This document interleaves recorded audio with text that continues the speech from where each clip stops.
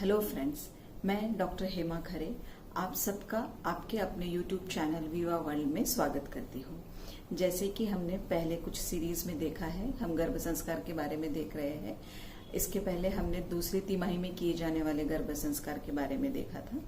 आज के इस वीडियो में हम तीसरी तिमाही में किए जाने वाले यानी थर्ड ट्राइमेस्टर में किए जाने वाले गर्भ संस्कार के बारे में देखेंगे। और गर्भ संस्कार के बारे में सुनने से पहले हम गर्भ स्वरूप के बारे में जानेंगे, जिससे हमें यह पता चलेगा कि इस तीसरी तिमाही में हमें क्या संस्कार करने चाहिए। अब 7वें महीने का वर्णन करते हुए शास्त्र में लिखा हुआ है, सर्वांग प्रत्यंग विभाग प्रव्यक्ततरः, मतलब कि इस समय गर्भ के सारे अंग, अवयव, सिस्टम्स, ऑर्गन्स सब अब पूरी तरह से डेवलप हो चुके हैं। जो अब तक डेवलप हो रहे थे, अब इस महीने में आके वो पूरी तरह से डेवलप हो चुके हैं। गर्भ का अभी पूरा सिस्टम अच्छी तरह से तैयार हो चुका है। ब्रेन का डेवलपमेंट भी इस महीने में फास्ट होता है। इस महीने में अगर हम गर्भ की साइज देखें तो वह 12 इंच की होती है, और अगर उसका वजन देखें तो वह कम से कम 1100 से 1200 ग्राम के बीच में होता है। इसी तरह 8वें महीने का गर्भ का स्वरूप उल्लेख करते समय शास्त्र में लिखा है, अष्टमे अस्थिरी भवती ओजः। यहाँ पे ओज का मतलब है गर्भिणी की जगह पे जो तेज होता है, लाइवलीनेस होता है, वह इस समय अस्थिरी भवती, मतलब क्या कि वह अस्थिर हो जाता है। इसी का मतलब यह है कि 8वें महीने में गर्भवती कभी बहुत खुश होती है, कभी वह एकदम ही थकावट महसूस करती है, उसका चेहरा एकदम उतर जाता है। हमने देखा होगा कि घर में जो बुजुर्ग महिलाएं होती है, अनुभवी महिलाएं होती है, वह जब गर्भिणी के चेहरा देख के बताने लगती है कि अभी इसका प्रसव काल यह नजदीक आ गया है। तो इस तरह 8वें महीने में, क्योंकि अभी गर्भ अपने स्वरूप में, वजन में बढ़ गया है, तो उसको गर्भाशय में भी अभी घूमने के लिए कम जगह होती है, जिस वजह से गर्भिणी को अभी फिटल मूवमेंट्स पहले से थोड़ी कम महसूस होने लगती है। गर्भिणी को गर्भ के वजन की वजह से अब भारीपन महसूस होता है। गर्भ का वजन स्टमक के ऊपर, खाने वाले पेट के ऊपर पड़ता है, उसकी वजह से खाना ठीक से हजम नहीं होता है, एसिडिटी की परेशानी होने लगती है। इन सब वजह से गर्भिणी काफी बार परेशान रहती है। पर गर्भ के आगमन की अवस्था, गर्भ का आगमन का समय पास आ गया है, यह सोच के वह बहुत बार खुश रहती है। इसीलिए इस समय ऐसा कहते हैं कि अष्टमे अस्थिरी भवती ओजः, कि गर्भिणी कभी तो बहुत खुश होती है और कभी वह थकावट महसूस करने की वजह से एकदम ही लाइवलीनेस उसका कम हो जाता है करके।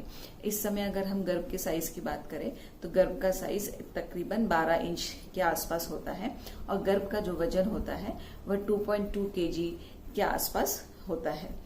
अब अगर हम 90वें महीने के गर्भ स्वरूप की बात करें तो 90वें महीने में शास्त्र में लिखा है, तस्मिन एक दिवस अतिक्रांते अपि नवमम मासम उपादाय प्रसव कालम।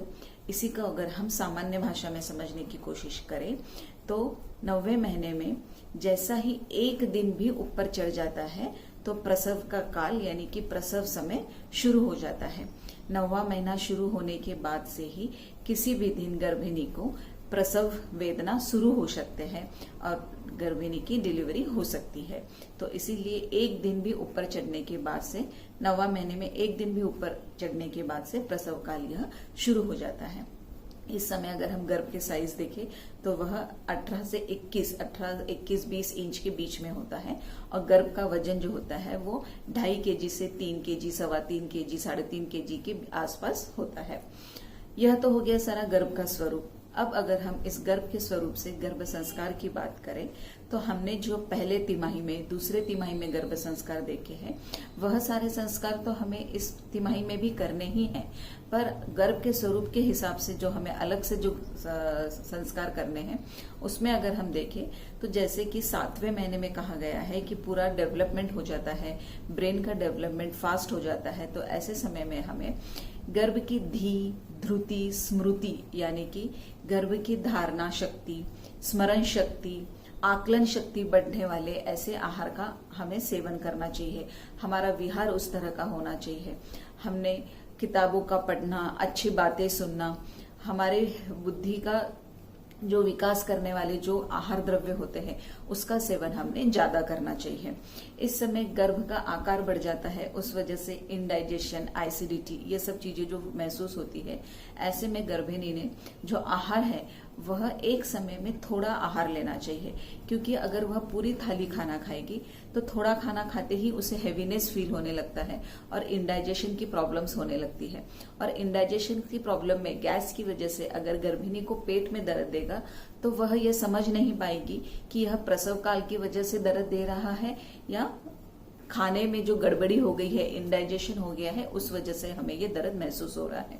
इसीलिए इस 8वें महीने में गर्भिणी ने थोड़ा थोड़ा आहार ज्यादा समय में करना चाहिए।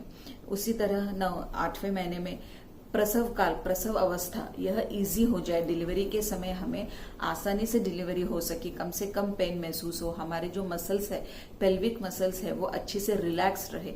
इसके लिए कुछ एक्सरसाइजेस होती है जो हमें इस महीने में करनी चाहिए अपने डॉक्टर की सलाह के हिसाब से, ताकि अगर नॉर्मल डिलीवरी होने वाली हो तो हमें वह डिलीवरी जो प्रसव जो अवस्था है वह हम सहन कर सके गर्भवती महिला।